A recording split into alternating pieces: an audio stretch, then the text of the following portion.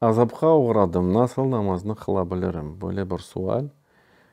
Kaydetmek gerek ki namaz eğer bir Müslüman için hatta bile azapka uğrasa vaciptir ve namazını kılmak gerektir.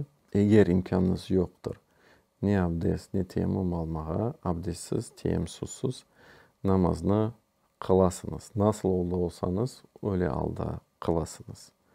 Mesela yatıp bir tarafta niyet etesiniz namazını kılmaya.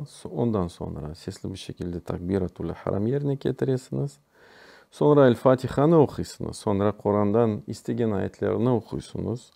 Sonra takbir yerine getirip ruku ve sucudlerini kılasınız. Subhane Rabbiyel Azim, Subhane Rabbiyel A'la 3 kere ayetip ve ilahire. Namazını nasıl adi bir şekilde kılasınız, öyle kılasınız imkanınıza göre. Böyle bir namaz doğrudur ve Allah Subhanahu Teala mutlak onu inşallah kabul edecektir ve onu tekrarlamaya gereği yoktur.